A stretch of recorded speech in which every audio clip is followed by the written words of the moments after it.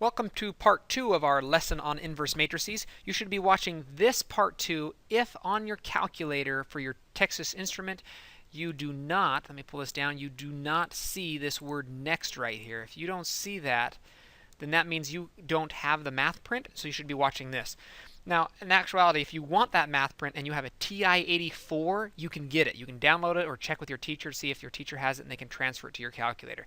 But for this lesson, there's actually not necessarily an advantage, but it's almost just as easy to just do this with the classic view. All right, so here's how this works. We're going to figure out, this again for this number 4, this is just like your last example. And if you remember, we're going to take the inverse of this to both sides. We don't actually have to know the inverse. See, we're going to multiply both sides in the front by the inverse of this. So what we'll do is, this is how you show your work. You write down x equals, and then we'll write this first matrix, what we used to be calling as our matrix A, 0, -3, 2, and 4. And we're going to do this little -1 up here. It's not -1 as in the reciprocal. For those of you who know your exponent rules, it's not the same. You know how 2 to the -1 is the same thing as 1 over 2? That's not what this is. This means something completely different for the inverse. So don't worry about that for now, but that's what this inverse button is, this inverse symbol. And then we're going to multiply it to -18 and 32. All right, so this is how you set it up, and this is how you show your work.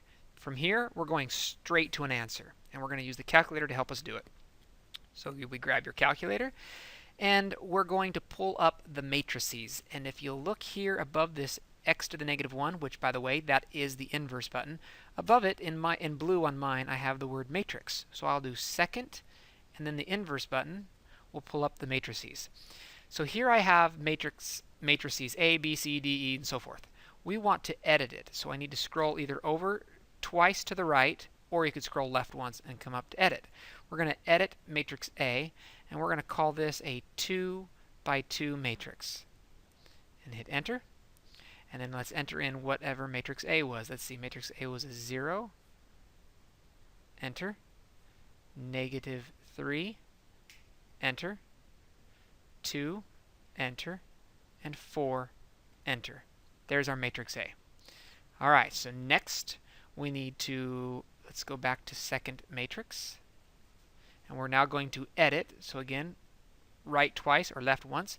Let's edit matrix C. Actually, that doesn't matter which matrix I call this, but I'm going to stay consistent with what our notes were looking like. So we're going to call this one C, edit matrix C. And this one, think about how many rows matrix C was. It's a 2-row by 1 column. So hit enter, and we'll come down here, and now this is -18. Enter, and a +32. Enter. All right, second quit. Let's get down to this. So second mode is quit. We'll come back to the main screen. Now what we want to do is we want to pull up those matrices. So we'll go second, and this is important. Don't do this until you're back here to this main screen. Get out of all the matrices by second quit. Once you've done that, now we'll pull up the matrices. So second matrix, and you need to practice this with me as we're doing, or else you're not going to remember how to do this when it comes to your assignment. We want to pull up this matrix A, so I'm going to hit enter. So I want, if we look back here in our notes, I want matrix A inverse times matrix C. So I'm going to say matrix A, and the inverse button is this x to the -1, and I click that. And then let's do second matrix, and we do matrix, I said B, I think. I want matrix C, the other one. So this is now doing the matrix A that I entered, inverse, times matrix C, and now I just hit enter. And there it is. The answer is a 4 and a 6. So I come back here, and I say that matrix X is equal to 4, 6. That's what my own unknown matrix here was. Okay, that's simple. Let's go to number 5. Same type of idea. In fact, I think you can pause it. Yep, my little thinker dude there. Why don't you go ahead and pause this one and try it on your own, but just remember that matrix A is this one now. And you should have had for your answer, the answer is that Z matrix is equal to 2, 0, -5, and 1. If you didn't get that, then watch. If you got that, go ahead and skip on to number 6. So here's how we do it. We're going to pull up, actually, let's show the work. The work that we need to show is that we're doing the inverse of this matrix to get rid of it. And that always goes in the front. So I say -4, -3, That's a negative, sorry about that. 2 and a negative 1. And then I do the inverse of that times 7, negative 3, 9, negative 1. There's that, and then that is going to equal z. So if we plug that correctly into the calculator, you have to go into second matrix. We're going to edit. It is a 2 by 2. Enter, enter, negative 4. Oops, 4. Enter, negative 3. Enter, 2. Enter, negative 1. Enter. And then let's go to matrix. What do I want here? Matrix edit again. Edit, go down to matrix C. And that one is, this time it's a 2 by 2. So 2 by 2. And then we need to say 7. Enter, negative 3. Enter, 9. Enter, negative 1. Oops, I missed it. Negative 1. Ah. There we go. Negative 1. Enter. Okay, we've got our two matrices. So I go to second quit, come back out. now here's what's nice about this. You can go second matrix and pull up everything that we just did, or you can just hit enter. If you hit enter, it does exactly what it did last time. Enter. There's your answer. But if you didn't know how to do that, then you go second matrix, you hit matrix A, hit enter, then you do the inverse button, there's the inverse, and then second matrix, scroll down to C, and hit enter. It doesn't take that long once you get used to it. A inverse times C, and then there's your answer. So 2, 0, negative 5, 1, and that's what we had. All right, now on to how to solve systems of equations. Now, some of you are going to really wish you knew how to do this back in Unit 3. It would have saved you a lot of work. But this is how matrices and calculators and computers can really do these things quite fast. And this is also why standard form is so important. So here's how this works. We're going to have this matrix A. This is going to represent what I'm going to call the coefficient matrix. It's going to be full of these things called coefficients. So coefficient matrix. Man, this is sloppy. Okay, and then this one, this matrix is our unknown matrix, and we're going to call this our variable matrix.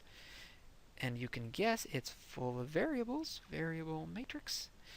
That's why we call it variable matrix. And then the last one here, this one we're going to call our constant matrix. It's full of a bunch of numbers that we call constants, constant matrix. Okay, this is very important for how we set up how to solve systems of equations, linear systems of equations. And here's how it works. You have this linear system of equations. We're going to make sure that they're in alphabetical order. RST, that's our standard form. So we check RST, RS, there's no T, but that's okay, alphabetical RST. And then over here on the right side, we have all of our constants lined up. It needs to equal a bunch of constants. No constants on the left, only on the right. And once we have that, now we can set up our matrices. So we're going to have this 3 by 3 matrix full of coefficients, R, S, and T. What's the coefficient of R? It's a 1. Coefficient of S is a negative 5. Coefficient of T is a negative 4. Next row, the coefficient of R is a 1. The coefficient of S is a 4. And the coefficient of T, since it's not there, we're going to put a 0. And then down below here, we'll do 3, 1, and 4. So that's our coefficient matrix. The variable matrix, really simple. It's just the variables R, S, T. And then that's going to equal our constant matrix, which is 5, negative 3, and negative 17. Okay, now here's what's so nice about this. We can go straight from here to our answer because we're going to use our calculator to figure out what R, S, and T are. And it's going to equal, we're going to plug in this matrix, do the inverse of it, times this matrix, just like what we did before. So let me pause my recording here just a second. Okay, the trick here was just to make sure that you had the correct dimensions, and so I'll just go ahead and show you that real quick. That our matrix A was a 3 by 3 matrix, and matrix C was a 3 by 1.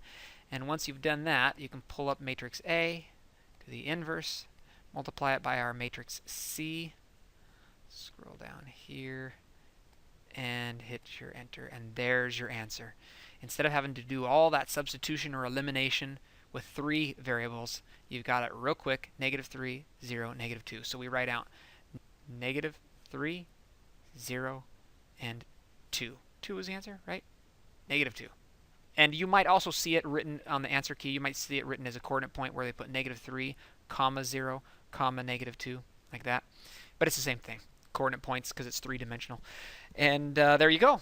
Much faster. All right, so number 7. Well, I'm going to help you out a little bit on number 7. For number 7, what you have to think about here is that the x, y, and z's, the variables, are not in order, and you must put them in order. So what I've done here is I've gone ahead and done this already in advance. Notice what I've done is I have my equal signs here. The constants are all on the right, and I moved all the variables to the left side of the equal sign. So you need to make sure you've done that, and make sure you understand why. I have a negative 7y. I subtracted it. 5 and 8 came to the left side, so I had to subtract them to get them over there. And all my constants are on the right. That's important, and that you put them in alphabetical order to make it in standard form. Once you've done that, then you can set up your coefficient matrix. So I've already done this here to make this a little faster. You might need to pause if I'm going too fast. So you have all of our coefficients. 4, 0, negative 2. There's no y on the first one. And then I have 0, negative 7, 1 because there was no x in the second equation. And then 1, negative 5, negative 8. There's my coefficients, or excuse me, my variables, x, y, z, and 20, negative 9, 15 for my constants. Okay, once we have this, now you can go back to your calculator, you plug in the right answers, and let's see what I get. Okay, I would encourage you to grab your calculator and do this one, solve it for yourself before you see the answer. So pause this real quick. And if you've done it correctly and entered it in, I just went ahead and already entered it into the matrices. And so again, you can just type enter right now because I can see the last thing it did was the inverse of a times c. If I hit enter, it'll do it again, and it does it with the new matrices I plugged in. So 4, 1, and negative 2 is the answer for this one. So I have 4, 1, and negative 2. All right, that is it for this one. So just again, you want to have your calculator handy for this practice and for the mastery check. And we're going to end with a nice little clip on the Matrix again, from the Matrix movie. We'll try and end each lesson with that. And good luck on your mastery check, and see you in the next lesson.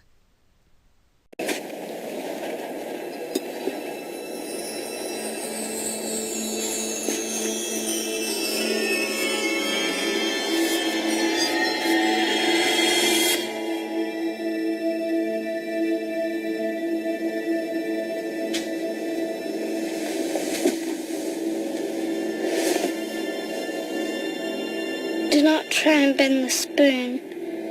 That's impossible. Instead, only try to realize the truth. What truth? There is no spoon. There is no spoon? Then you'll see that it is not the spoon that bends. It is only yourself.